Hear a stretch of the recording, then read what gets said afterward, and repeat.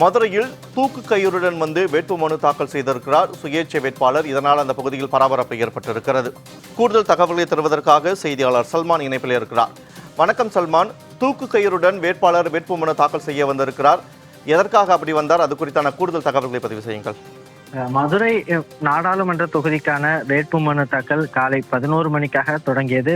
முதலாவதாக சுயேட்சை வேட்பாளர் ஒருவர் போஸ்டர் முத்துசாமி என்பவர் வேட்புமனு தாக்கல் செய்த நிலையில், இரண்டாவதாக மதுரை செல்லூர் பூந்தமல்லி நகர் பகுதியைச் சேர்ந்த சமூக ஆர்வலரான சங்கரபாண்டியன் என்பவர் சுயேட்சை வேட்பாளராக வேட்புமனு தாக்கல் செய்ய வருகிறார்.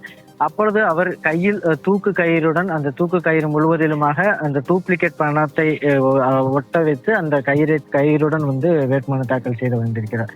அவர் கையில் ஒரு விழிப்புணர்வு பதாகையை வைத்திருக்கிறார். அதாவது வாக்காளர்கள் பணம் பெற்றுக்கொண்டு வாக்களிப்பது என்பது தூக்கு கயிறு மாற்றிக்கொண்டுவது போன்ற ஒரு முடிவு என்பதால் நேர்மையான முறையில் வாக்களிக்க வேண்டும், அதே போன்று 100% வாக்குகளை நேர்மையான முறையில் வாக்களிக்க வேண்டும் என்ற விழிப்புணர்வு ஏற்படுத்தும் வகையில் சமூக ஆர்வலர் சங்கரபாண்டியன் என்பவர் வேட்புமனு தாக்கல் செய்ய வருகிறார். அதனை அடுத்தாக 100 மீட்டர் தூரத்தில் வரைக்குமாக அவர் தூக்கு கயிறுடன் வருவதற்கு அனுமதிக்கப்பட்ட நிலையில் பின்பு காவல்துறையினர் அந்த தூக்கு கயிறு மற்றும் விழிப்புணர்வு பதாகைகளை பறிமுதல் செய்த பின்பாக தற்போது சமூக ஆர்வலர் சங்கரபாண்டியன் நேரடியாக சென்று மாவட்ட தேர்தல் அலுவலர் சங்கீதாவிடம் வேட்புமனு தாக்கல் செய்திருக்கிறார். இதனைத் தொடர்ந்து அவர் செய்தியாளர்களை சந்தித்த பொழுது, ஏற்கனவே சட்டமன்ற மற்றும் உள்ளாட்சி தேர்தல்களில் பல்வேறு விழிப்புணர்வை ஏற்படுத்தும் வகையில் இதுபோன்று வேட்புமனு தாக்கல் செய்த நிலையில் தற்பொழுது அந்த வேட்பாளர்களும் சரி, அதே போன்று வாக்காளர்கள் அதிக அளவிற்கு பணம் யார் அதிகமாக தருகிறார்களோ அவர்களுக்கு வாக்களிப்பார்கள் என்ற ஒரு அடிப்படை ஒரு நிலை உருவாகிறது. எனவே